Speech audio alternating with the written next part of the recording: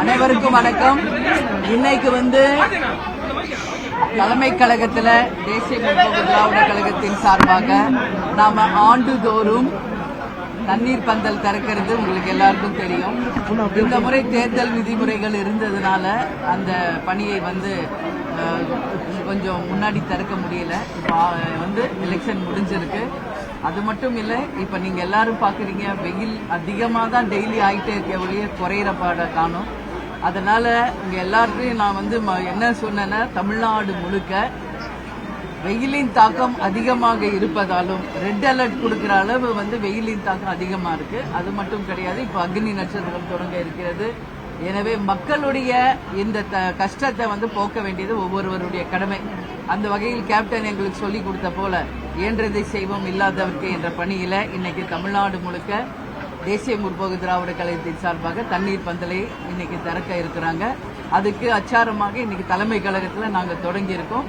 எனவே தமிழ்நாடு முழுக்க அனைத்து பகுதிகளுமே மக்களுடைய தாகத்தை தீர்க்க தேமுதிக களத்தில் இறங்கும். மேடம், கேப்டன் விஜயகாந்த் அவர்களுக்கு பத்மபூஷன் விருது கடந்த வாரம் கூட டெல்லியில நிகழ்ச்சி நடந்திருக்கு. இதுவரைக்கும் உங்களுக்கு அழைப்பு வரலையா? இல்ல போன வாரம் நம்மளுக்கு அழைப்பு வரல. உங்க எல்லாருக்கும் தெரியும். அது அந்த ஹாலோட அமைப்பு மிக மிக சிறியதுன்றதுனால ஒரு 3 பிரிவு 4 பிரிவாக தான் எப்பவுமே அவார்டு கொடுக்கறது.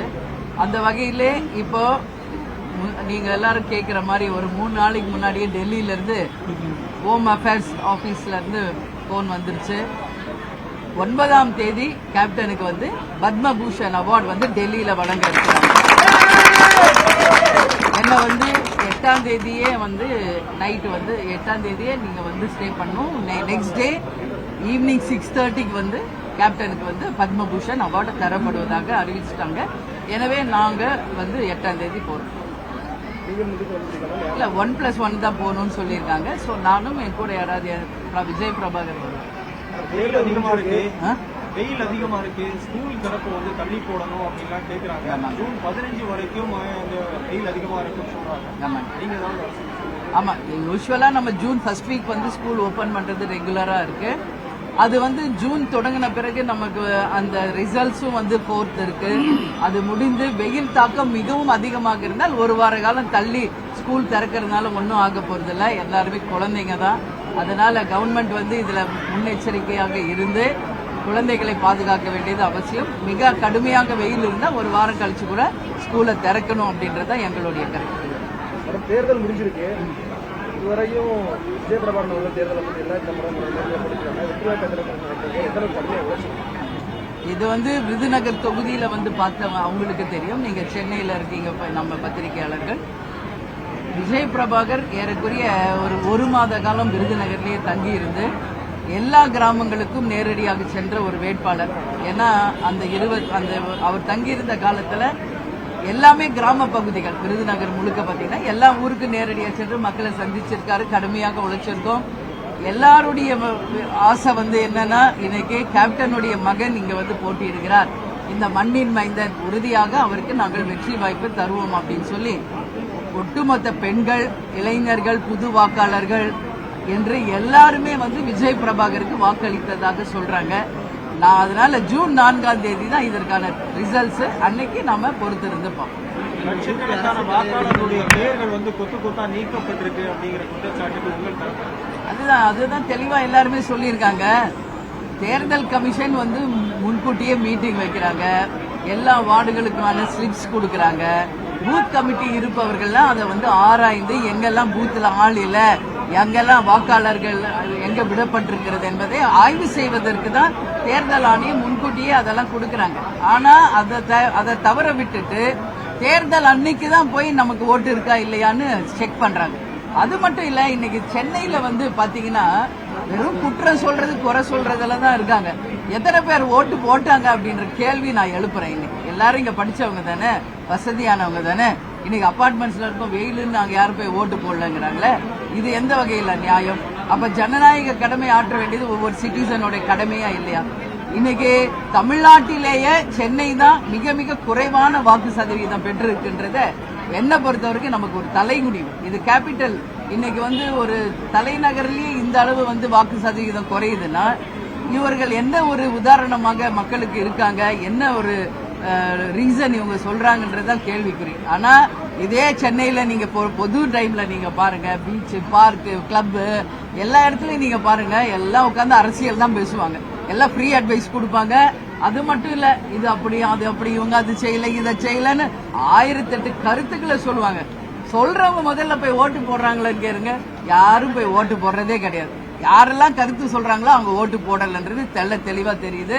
அதனால வெறும் கருத்துக்களை சொல்றதை விட்டுட்டு ஜனநாயக கடமையை ஆற்ற வேண்டியது ஒவ்வொருத்தருடைய கடமை அப்படின்னு நினைச்சு அதை செய்யணும். தேர்தல் ஆணையமுமே எப்படி ஒரு ஆதார் கார்டு கொடுக்கறாங்க, அதே மாதிரி ரேஷன் கார்டு கொடுக்கறாங்களோ, தேர்தலுக்கும் ஒரு ஸ்ட்ரிக்டாக கண்டிப்பா ஓட்டு போடுறதுக்கு ஒரு நடைமுறையை கொண்டு வரணும்னு சொல்லி இந்த பிரஸ் மீட் மூலமா நான் கேட்டுக்கிறேன். தேர்தல் பணிகள்ல அதிமுக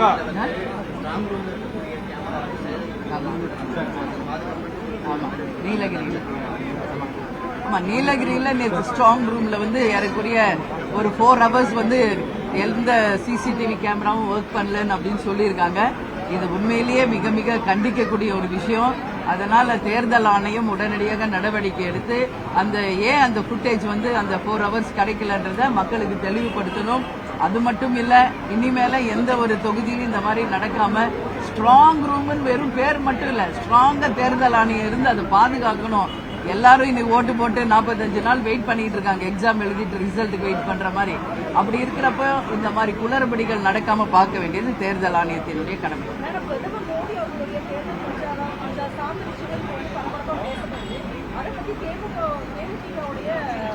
இல்ல, அவங்கவுங்க கட்சி அவங்கவுங்க வெற்றிக்காக ஒருத்தர் அவங்கவுங்க கருத்துக்களை சொல்லிட்டு இருக்காங்க. காங்கிரஸ் தரப்பு அவங்க வெற்றிக்காக சொல்றாங்க. மோடி அவர்கள் அவர்களுடைய வெற்றிக்காக இன்னைக்கு அவங்க சொல்றாங்க. காங்கிரஸ் மேனிபெஸ்டோல கொடுத்ததை நாங்க சொல்றோம், இவங்க சொல்றாங்க. காங்கிரஸ் என்ன சொல்றாங்க, எங்க நாங்க மேனிபெஸ்டோல கொடுத்தோம்னு சொல்றாங்க. இது எல்லாமே தேர்தல் வெற்றிக்கான வியூகம் தானே ஒழிய இதற்கான உண்மையான ஆதாரங்களை நிரூபிக்கும் போதுதான் அது உண்மையா என்பதை நம்ம சொல்ல முடியும்.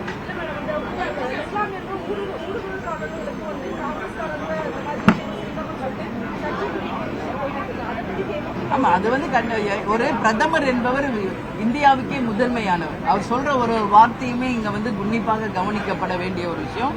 அப்படி இருக்கும்போது ஏற்கனவே வந்து பிஜேபியினாலே இஸ்லாமியர்களுக்கு அகெயின்ஸ்ட்ன்ற ஒரு பார்வை இருக்குன்ற பட்சத்துல மோடி அவர்கள் சொல்ற ஒரு வார்த்தையும் ரொம்ப கேர்ஃபுல்லாக தான் அவர் சொல்லணும். அவர் என்னத்துக்காக அப்படி சொன்னாரு, அதன் உள்நோக்கம் என்ன அப்படிங்கறத நீங்க மோடி அவர்கள்கிட்ட தான் கேட்கணும். தேர்தலை பொறுத்த வரைக்கும் அதிமுக தேமுதிகவுக்கு ஒரு முழு ஒத்துழைப்பு கொடுத்தாங்களா? முழு ஒத்துழைப்பு கொடுத்தாங்க. அது நீங்க களத்திலேயே நீங்க பார்த்திருக்கலாம். 35 தொகுதியில இரட்டை இலைக்காகவும் 5 தொகுதியில தேமுதிகவும் நான் நேரடியாக களத்தில் சென்று மக்களை பார்த்திருக்கிறேன். எல்லா இடத்திலுமே அதிமுக தேமுதிக தொண்டர்கள் ஒன்றாக இணைந்து களத்தில் சிறப்பாக பணியாற்றினார்கள். அது மக்களும் வரவேற்கக்கூடிய ஒரு கூட்டணியாக, ஒரு மகத்தான கூட்டணியாக நிச்சயமாக ஜூன் 4ஆம் தேதி மிகப்பெரிய ஒரு வெற்றியை தரக்கூடிய ஒரு கூட்டணி என்பதை நாங்கள் நிரூபிப்போம். தமிழகத்தில் நடைபெறக்கூடிய அந்த சாதி ஆணவ படுகொலைகளை பற்றி என்ன நினைக்கிறீங்க? பேர் மட்டும்தான் மாறி இருக்கே தவிர வருட வருடம் அவர்களுடைய எண்ணிக்கை அதிகமாகிட்டே. அது கண்டிக்கக்கூடிய ஒரு விஷயம் தான். எந்த ஒரு படுகொலையாக இருந்தாலும் அது கண்டிக்கக்கூடிய ஒரு விஷயம். அதனால இது வந்து யார் செய்யணும்னா கவர்மெண்ட் தான் இரும்பு கரம் கொண்டு அதை அடக்கணும்.